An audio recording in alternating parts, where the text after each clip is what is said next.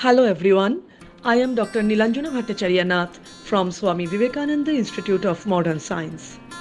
This is my second part of bacterial transformation.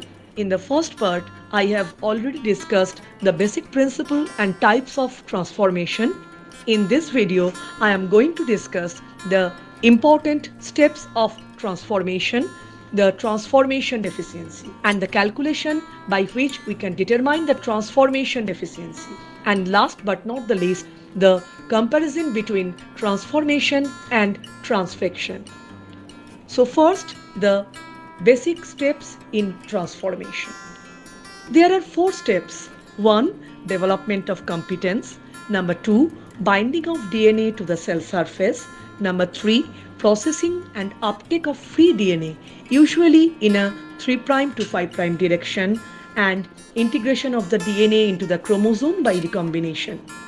Several bacteria, including Escherichia coli, can be artificially treated in the laboratory to increase their transformability by chemicals such as calcium or by applying a strong electric field.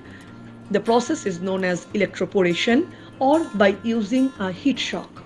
For heat shock, the cell DNA mixture is kept on ice.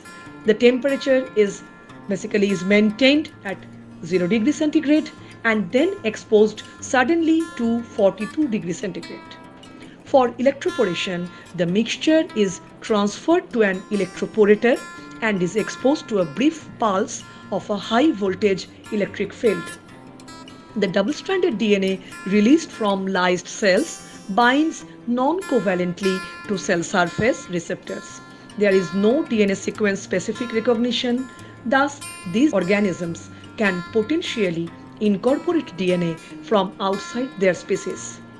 The bound double-stranded DNA is nicked and cleaved into smaller fragments by membrane-bound endonucleases, allowing the single strand to enter the cell through a membrane-spanning DNA translocation channel. The transformed DNA integrates into the bacterial chromosome and replaces the chromosomal DNA fragment by recombination.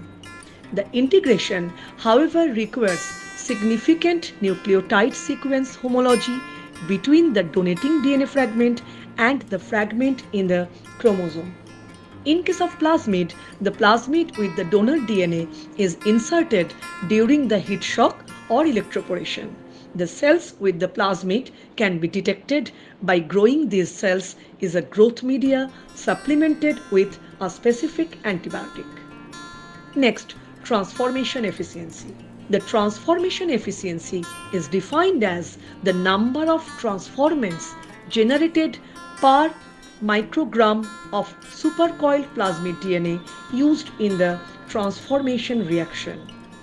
So, transformation efficiency is calculated using the following formula, that is TE is equal to total number of colonies divided by microgram of plasmid DNA. Colonies equal to the number of colonies counted on the plate. Microgram stands for the amount of DNA transformed expressed. Therefore, if you plated 100 ml of the transformed culture and the number of colonies obtained after 12 to 16 hours of incubation is suppose 120, then the calculation to determine the transformation efficiency would be as below.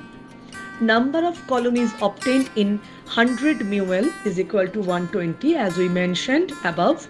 Thus, the number of colonies in 1 milliliter is equal to 1200.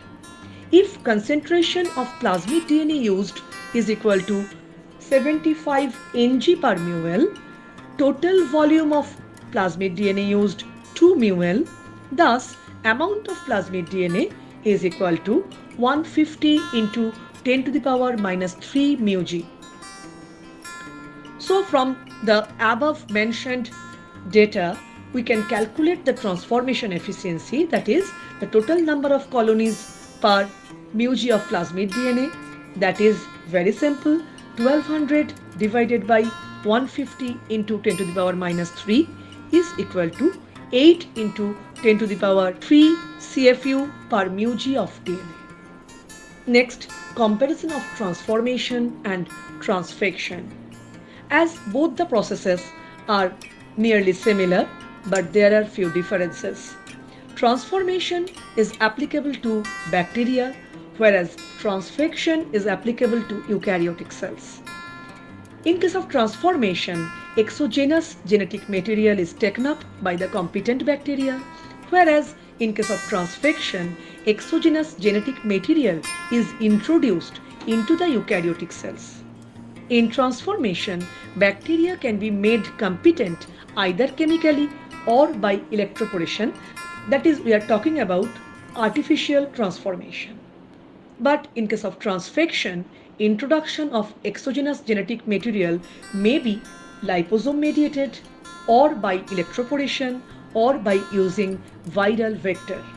In case of bacterial transformation, the exogenous genetic material may integrate into the bacterial genome or exist as a plasmid, whereas in case of transfection, the exogenous genetic material is either integrated into the genome or is degraded. Lastly, transformation enables the expression of multiple copies of DNA, resulting in large amount of protein or enzyme that are not normally expressed by bacteria. But in case of transfection, genetic material or transformed bacteria may be used to transfect eukaryotic cells DNA or protein expression studies. Thank you.